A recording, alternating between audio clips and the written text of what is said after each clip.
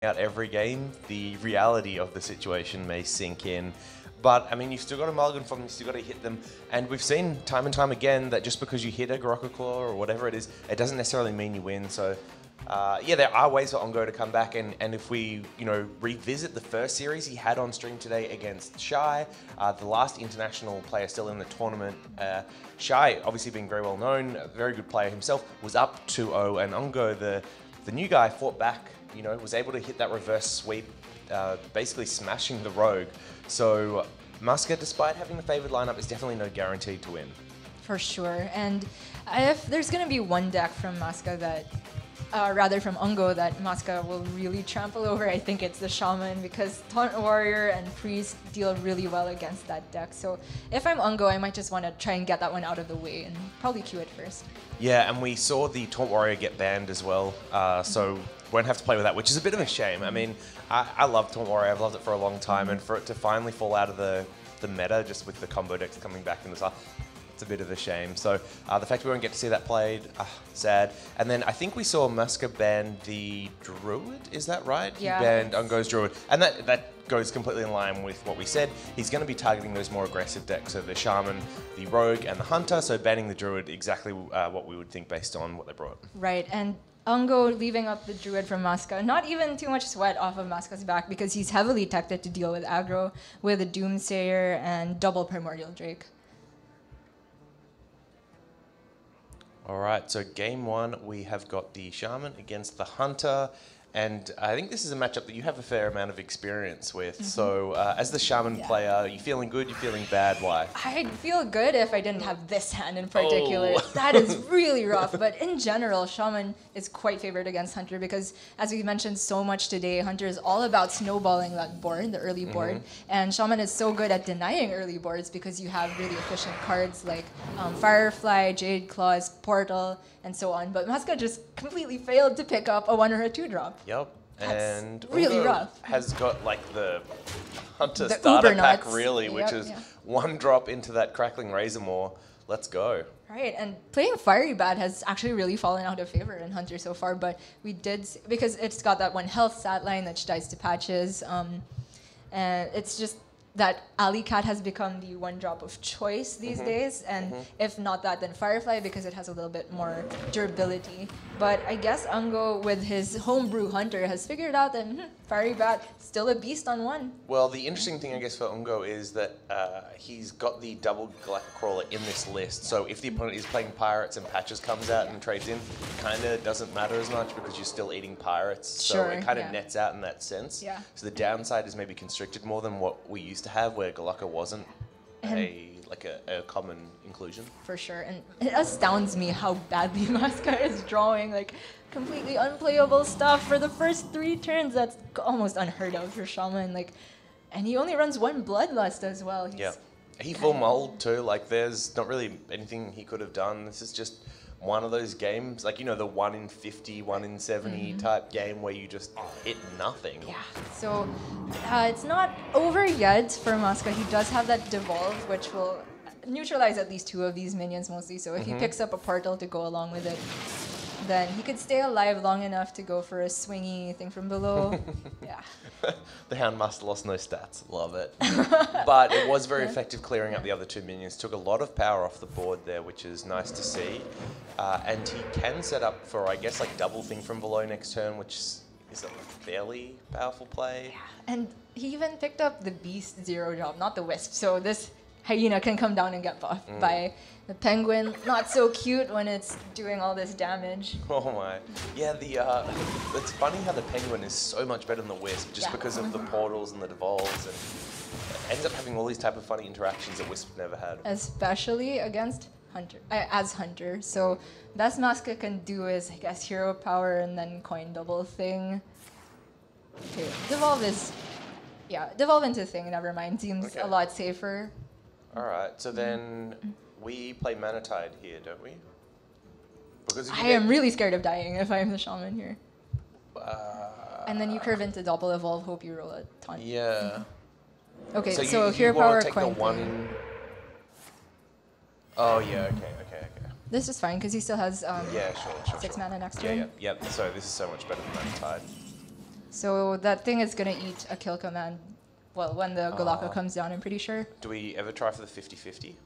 Deadly shot. Is Deadly Shot going to get better targets than the 50-50? Possibly, if Masca were forced to do something like a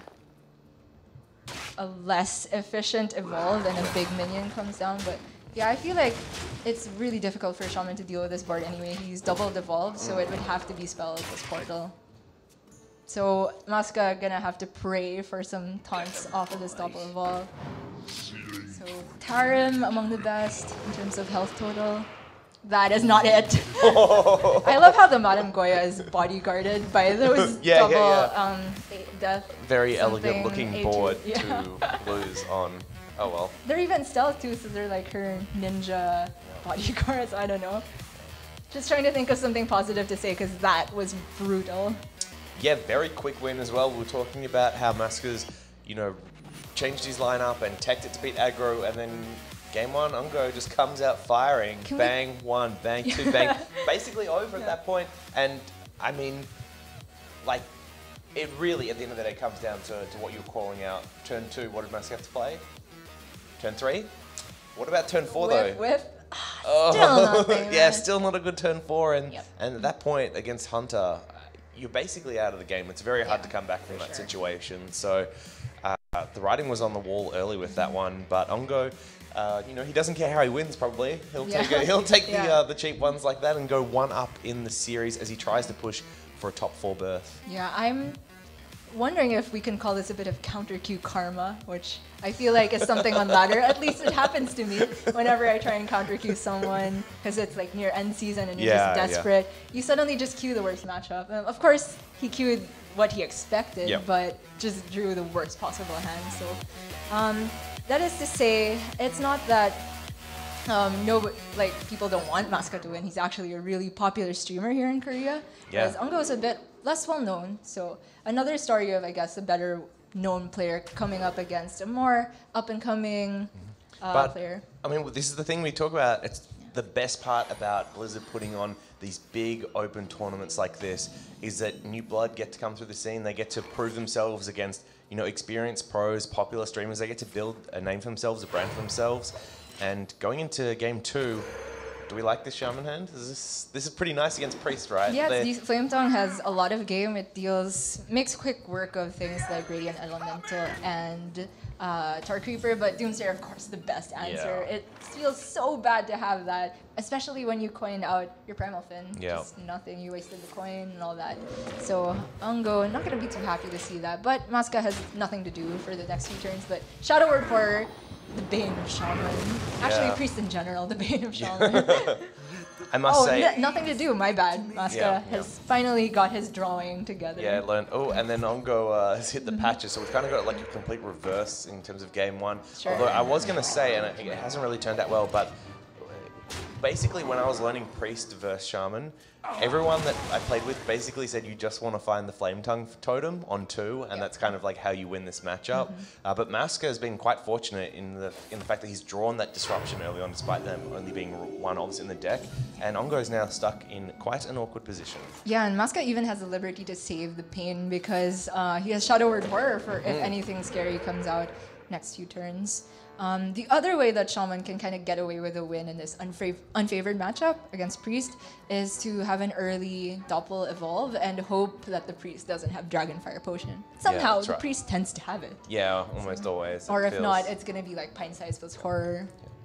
With that said, you can, like especially in Ungeo's hand where he's already got 2 evolve effects, if you can space them out over a couple of turns, you get Doppel evolve 1 turn, and you get the Saronite chain gang, I think it is, with the Thrall another turn. Like sometimes that can be enough to win because you space the threats, but you are relying on drawing a lot of high value minions high value cards in a row, which is not always the case. Right, and we even see from Masca that he runs the Arcanized Circle, so he went full anti-aggro with this Priest lineup.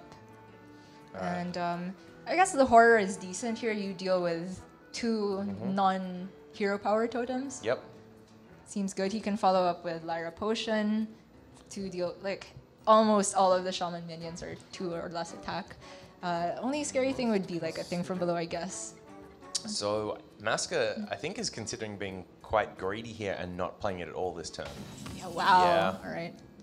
So he's saying that Ungeo, even if he hits Bloodlust, the board's too small. Yeah, if but- you evolve here, it's probably a pretty low value board. So I don't know. I feel like if I'm in Ungeo's position, I'm probably still playing Thrall. Yeah, I feel like you have to. Yeah. Everything else is just too weak to any AoE, so Yeah. you're gonna pray for some good 3-drops here.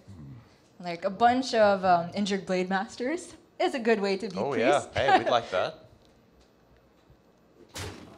All right, so we're gonna see what's in the box. It is actually just 2 3-drops and 2 4-drops, so chill when Yetis are taken as well. Yeah. We take those.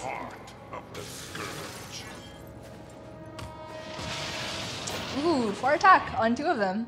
It's pretty good. Decent. And yeah. no Circle of Healing to complement this Akanai, no Dragonfire either. So suddenly Masca is on the back foot. He's Yeah, just got pain to deal with the 3-3. Yeah, he played a little bit greedy, and now he's in a very awkward position as a result of it. Yeah, I didn't like saving the horror there, honestly, because Thrall is one of the ways you could lose from that position. Yeah, I mean, playing against Shaman 101, you just try and keep the board as small as you can, as often as you can, and he passed that up that opportunity, and now he's paying for it a little bit. Yeah, and a really, really inefficient turn from here. And Ungeo just draws the follow-up threat, although I feel like he might want to try and evolve one of these minions. Yeah, I get the really best like value. Flame Tongue. Get the like probably value hitting trade. in, get a ton of damage, evolve some stuff. Like this is feeling pretty good. All right, yeah, just 2 mana, give your minion +1/+1, and the heal, so that's gotta be amazing. So Masca doesn't have enough mana to go Shadow Vision into Oh, Dragonfire. he's considering the evolve here. I don't think we like evolve though. So with this board that we have, Masca already has to have Dragonfire. If he does have Dragonfire, then you follow up the next turn as something like Aya and Evolve, or like Firefly, Jade, Claws, Hero Power, Evolve. And now he's given away to Yeah, the Straddling Rascal, that's the card that gives your opponent 8/8 when it dies, right? I think it's a 5/5. I think 5/5 that one's or- Battlecry Summon a 5/5. Okay, my bad. Yeah, but yeah. something insane like that. Yeah. So And it's actually one of the ones that's really easy for Masca to kill. yeah, he's got Shadow Word Horror to deal with 2 minions. Nothing fancy with Spirit Lash. The Spirit Lash is at least nice because you get a little bit of heal to yeah, survive I if feel you like like. it might have to come down. Otherwise, you've got. I mean, the Shadow Word Pain's pretty powerful here against the Annoyatron. So Looking for visions visions. to get Circle or Pint Size is Oh, good here. circles. Yeah. Okay, nice. yeah. So Akanai Circle is looking like it's on the menu here.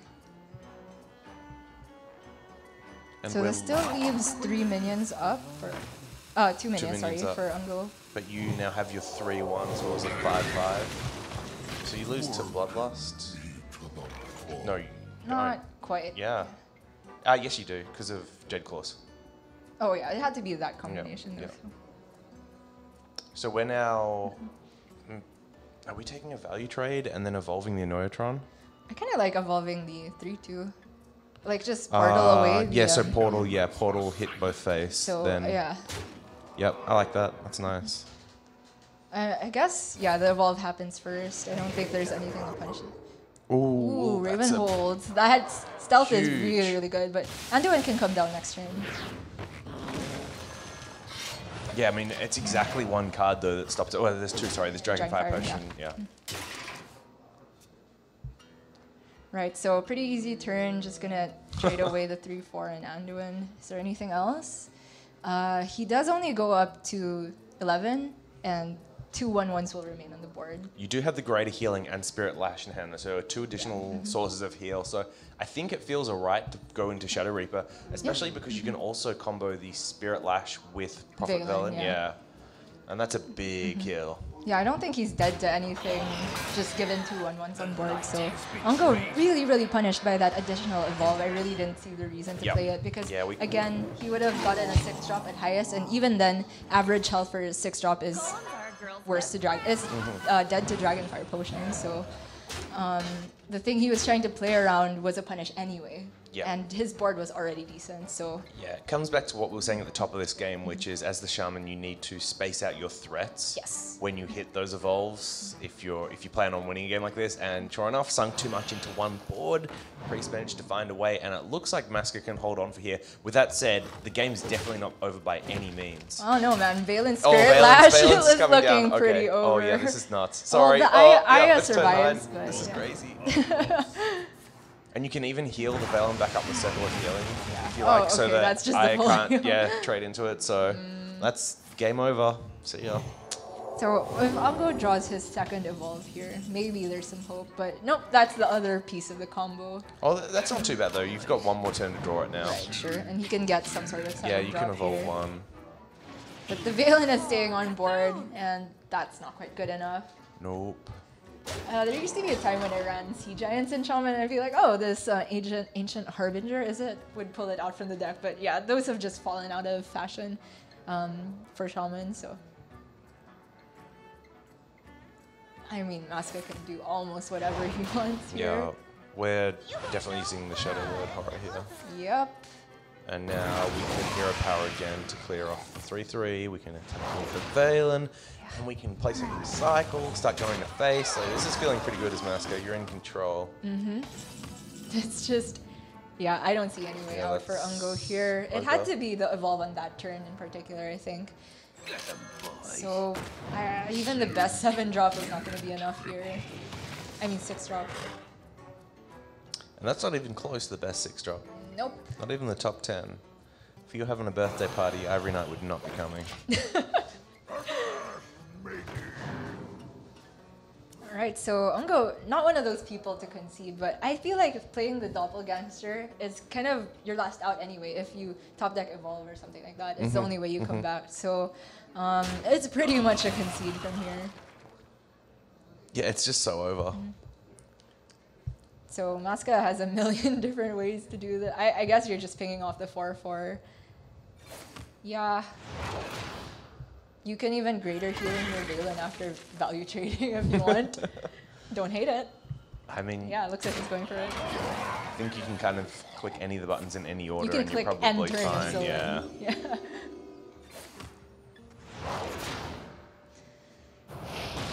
So I guess Masca taking the sweet revenge from the last game where he was absolutely stomped.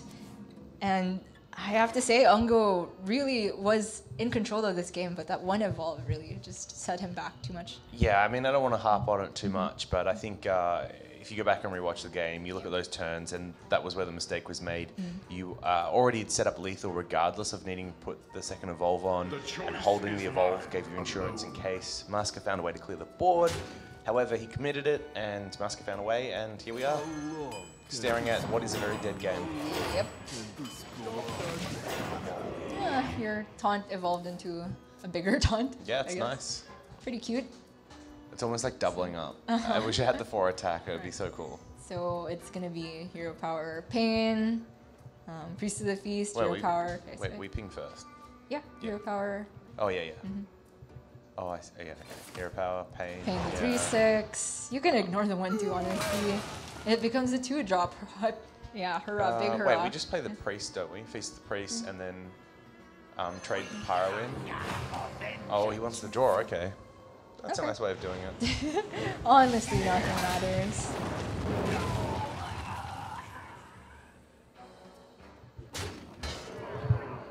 So let's talk a little bit more about the tourney so far.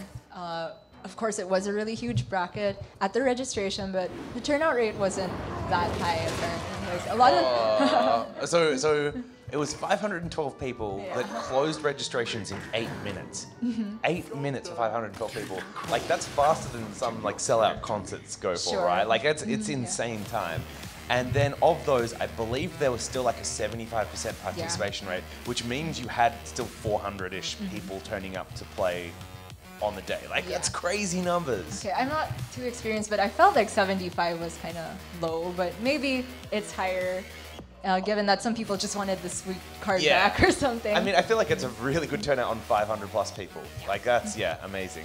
So anyway, Masca takes the win as he did about 7 turns ago from our perspective. So that means that the players are going up to a 1-1 score, Yes.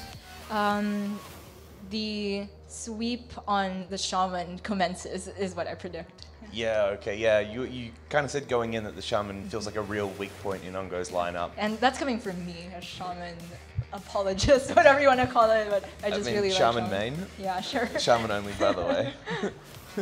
So I guess we should probably explain that a little bit further. What is it about the shaman lineup and the decks that it's facing that you don't like? Why do you see this big weakness? Well, as we saw from the priest, there's just so many area of effects. I mean, any AoE is the bane of shaman, Sure. right? And that's why Ungo was forced to ban out that warrior, expecting taunt, I guess, because there's too many AoEs, like given the double Drake, double Brawl, Sleep of the Fishes, and any number of whirlwind effects.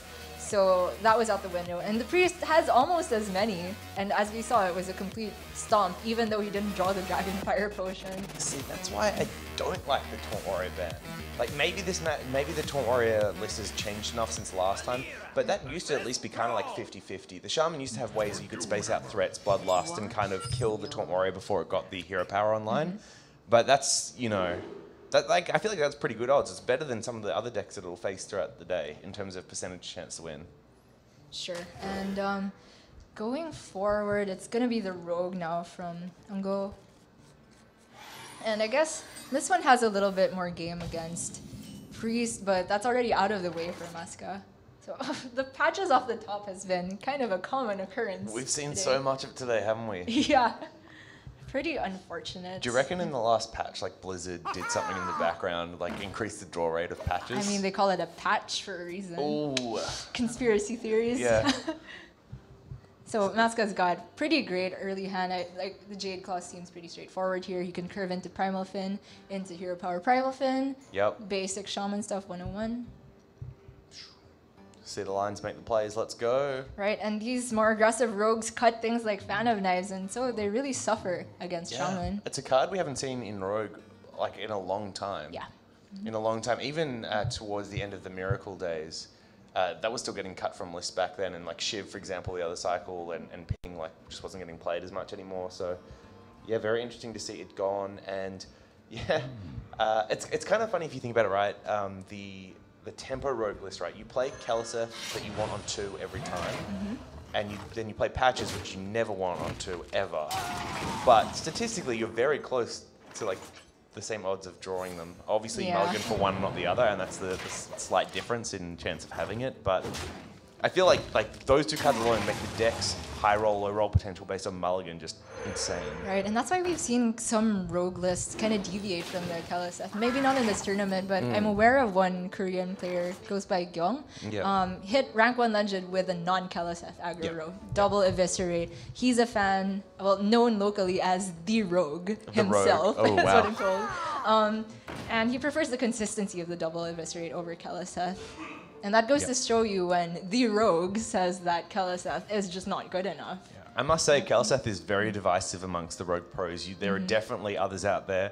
Like I know Akameka, the Australian Rogue genius himself, like hates it or has hated it at periods of time. Just like the consistency, I think, really bugs a lot of players. Right. So Ungeo with a full clear here with the backstab and a redagger and the trade, but this doesn't feel all that good for the Rogue, not like spending all this time dealing stuff and not developing anything. And the deckhand just dies straight up to the Maelstrom, and Masca gotta feel pretty comfy just curving with Primal Fim hero power into Thing hero power into Doppel Evolve. That's about the best the Shaman could ask for. It's just standard Shaman things. And the thing about Rogue is that it's so good against things like Jade Druid because they have these minions, namely Vilespine, that can deal with single big threats, as the Jade Druids tend to do. Like, they space out 1 Jade at a time. But against a deck like Shaman that is parceling out a bunch of small threats, which honestly on their own aren't threats, but with cards like Flame Tongue and Bloodlust become really, really threatening. It's just too much at once for the Rogue to deal with. So looking at this turn 4, Ungeo's actually picked up a pretty nice card there in the South Sea Captain. Yeah. So he does have the option to captain Patches. Patches goes into the Stoneclaw Totem, killing it off. Dagger into the 1/1, and then you're actually left with some resemblance of a board just against that Primal Fin Totem, which is pretty good. Before that, it was kind of looking at Spellbreaker was his best play, which is not very nice. Yeah, So. I'm pretty sure this is the best Ungeo could have asked for, and Masca doesn't have the immediate clear on the captain, but I don't know, this hand from the shaman just seems like it. Okay, he does have the clear for the captain. There you go. And he doesn't have to worry about not dropping the thing because, well, double evolve is definitely enough of a threat later on. Kelseth coming to the party a bit late. A little bit late. So are we playing the Scalebane here? And then just clearing off another 1/1 with your hero power? Sure. Oh, Kelseth and... Oh, wow, going for the Cold Blood to clear off the Primal Fin. I mean, it's quite an interesting line, right? But it goes to show how much Ungeo is valuing keeping his board small at the moment. I don't hate it. It's an interesting line. I don't know if it's a winning line. Yeah, I kind of dislike it because the health on the Scalebane is just really important. I mean, this 5/1 just dies straight up to a 2/2, and how scared of you of a single Kelseth? Not at all, in my opinion. So if you were to play Scalebane, then at least you kind of force Masca to respond to it. Or if he goes for the double evolve, at least you have a big threat. Yeah. So this has got to be game over. It's not a bunch of big time racketeers. In fact, it's one of the best 6-drops in Cabal Trafficker. So Ungeo, yeah. Just no way of dealing with this at all. Like, yeah. It had to be Vile Spine, and even then, he would just have to coin it out with nothing else.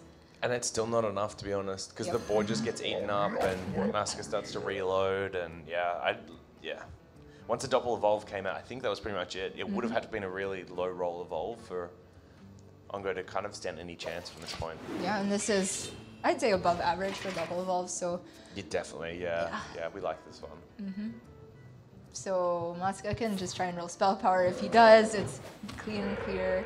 Even if he doesn't, like, it's all good.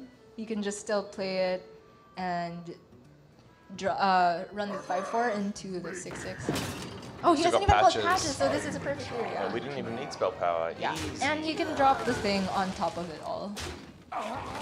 Perfect order, I might say, because you can get the 2/3 that makes your minions more expensive, so you play the thing first. Excellent. Ordering PogChamp. Yep. So there is nothing Ungeo can draw. I must say, one of the nicest feelings about playing Rogue is the fact that you can kind of just go as wide as you want, and you know they've got no AoE punish for it. Yeah. That's a very satisfying feeling, because once you've got about 6 minions on the board, like, yeah, you know they're not coming back. This is over. All you have to do is clear their minions, and that strands the Be-Own mirrors in their hands.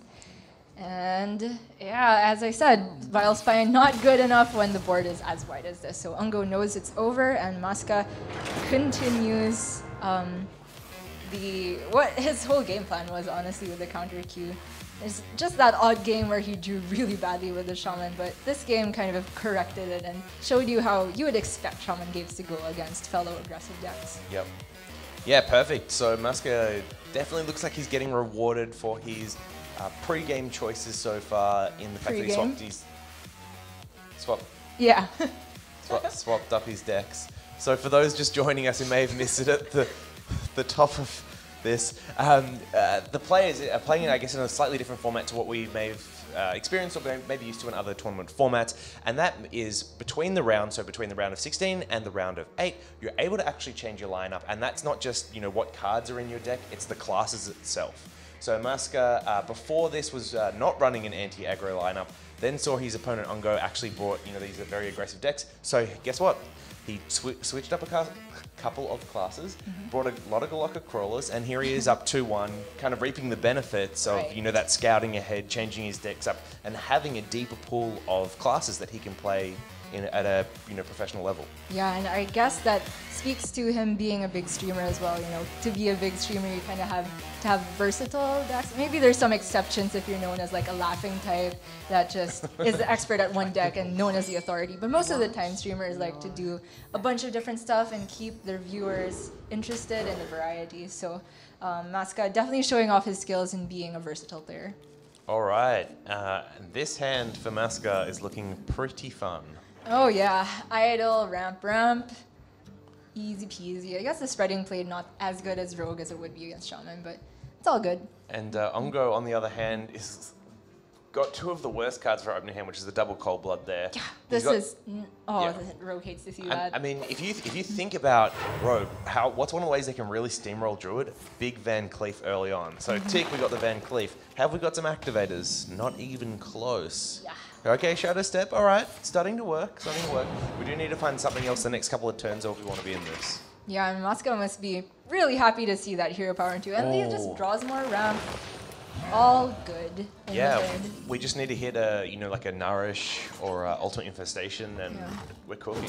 Yeah, and Ungeo, you can see on his face that he knows this is not looking good at all.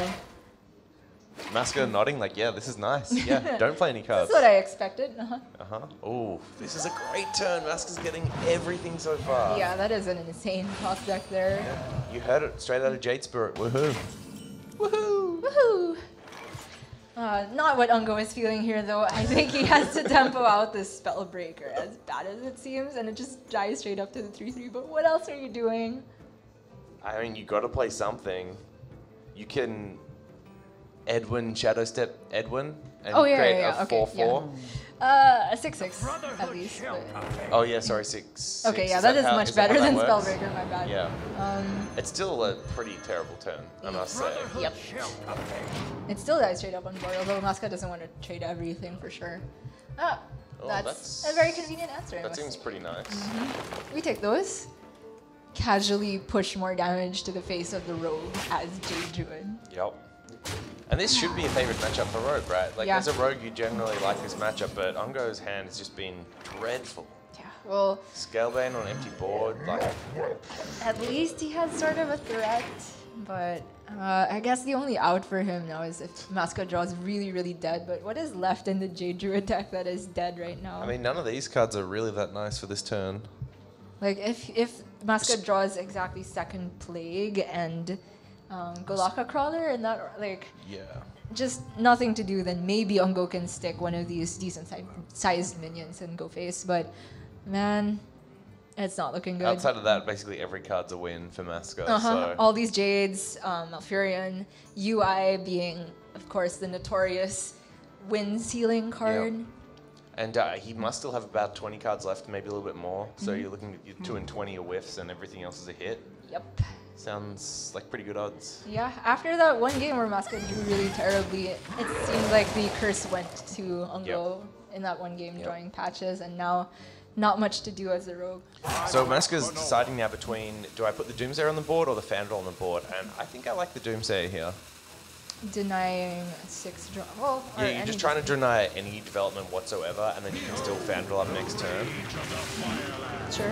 Maybe he wants to save Plague plus Doomsayer for some really off-the-wall emergency, but if I'm Masca, I don't see much point. By not playing Doomsayer there, I think you're saying that you're never playing Doomsayer this game. It would be very unlikely that you would, unless you... And if you do, you're probably losing the game from here. On the flip side, though, it kind of accomplishes the same thing because of the way Masca's hand is. Like, you would have to play Fandral empty board anyway, so... Sure. It just kind of stalls one more turn into UI that you hope to top deck anyway, Yeah, so. but I think that's the reason why I like Doomsayer, because you don't have anything in your hand. You need to find some good cards. Right. So actually, Masca is drawing these whiffs that we were talking about, just like answers, but no threats of his own, which is what the Druid wants to be doing now. So if the next top deck is like Mire Keeper, Golaka Crawler, I could still see a world where Ungeo comes back from this. Oh, we are saving the Doomsayer with Spreading Plague. So 19 cards there left for Ungeo. I didn't see how much Masca's got, but we'll see if we can pick that up. Not that it's really that relevant in this game, and we're not hitting fatigue anytime soon. So the Oracle, you basically never want to play here because you can see Masca's had a couple of awkward turns, so you definitely don't want to give him the card draw. So how do we develop the best thing? And I think that has to be the Scalebane. Yeah, I mean, it walks into UI and you saw that Masca was holding these cards for a while, but so Ungeo might just be expecting the worst, but oh man, Yeah, really? he definitely is if he's playing Oracle. I mean, I kind of thought that if he had any chance of winning the game, he had to pray that those cards were not UI. Yep. Like, playing the Cold like there just gives Masca a lot more game to draw something that's an actual threat. So the out for Ungeo there, I think, was just hoping that the Scalebane stuck. And the crazy thing is, if he hadn't have played the Oracle, the next turn was a win. It was another go like a crawler. Exactly. Oh my. Because if you're Ungeo and you play Cold Light and the UI was in hand anyway, you're still losing because it's a UI. It doesn't matter what it hits.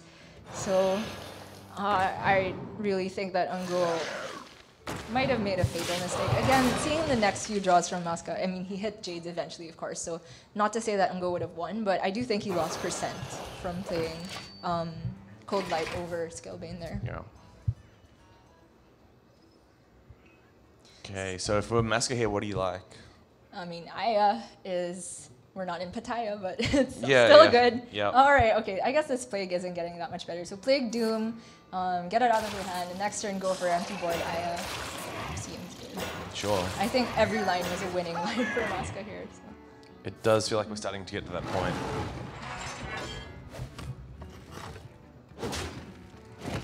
Right, so Ungeo has absolutely no game against this.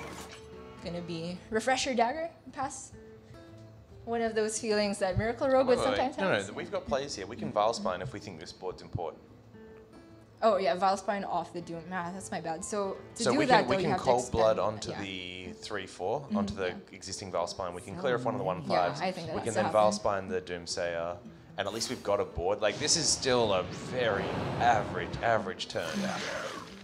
But as Ungeo, you need to keep something on the board now, right? You can't just give away any more turns. So Yeah, that's my bad for not spotting that. It is absolutely crucial to preserve the meager board that he has, because if he gives it up, that's just game over, basically. So I hear still looking super strong, and he's got another Jade to top it off. Kill off one of those Fireflies and sit pretty. Bone Mare is gonna come down for Ungeo, but you know the Aya is just gonna yeah, I mean be we're able to kill him. producing 4/4, 5/5 Jades now, so the Bone Mare, like it's gonna get, like, the value isn't enough anymore. Yeah, and Masca's actually close to lethal with this much power on board and the 2 taunts to protect most of the power on board. Yeah, what have we got? We've got 14 on board plus Hero Power's 15. So swipe would be enough, but we've used both already. So it would have to be like UI or something. But even if Masca doesn't get the kill next turn, he's super favored to win from here. He hardly has whiffs left in the deck, just Mire Keeper, I'd say. Second Plague, I guess. So what can we do here? We can Bone Mare onto the 1/2. Yeah, space out the threats. And I guess you And go we can, yeah, face with... trade with the 5/3 and go face with the 5/6.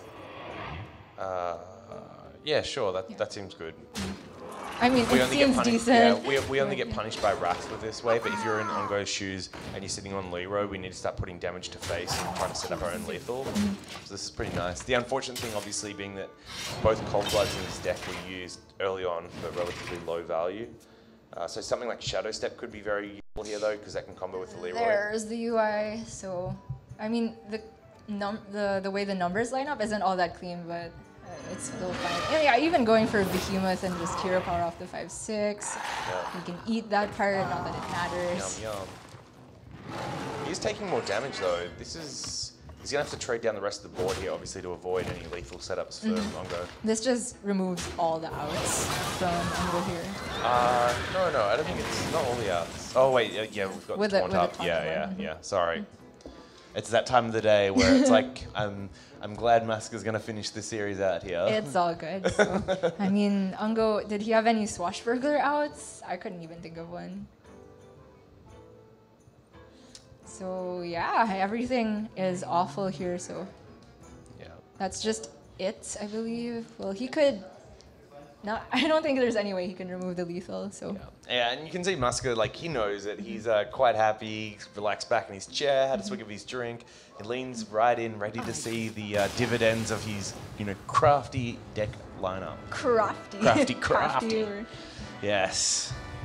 So Masca takes it 3-1 over Ungeo. The popular Korean streamer, there'll be a lot of fans very happy to see him progress to the round of 4, which will be bringing you tomorrow the top 4 here at the Korean Major. Very exciting stuff. Right, and this is exactly what we expected to see with this kind of lineup. We just had that one odd game where I haven't seen a worse Shaman draw in a long time in any tournament, but not a big matter if you're playing that lineup. You're gonna get there eventually. So tomorrow, as Jackson mentioned, will be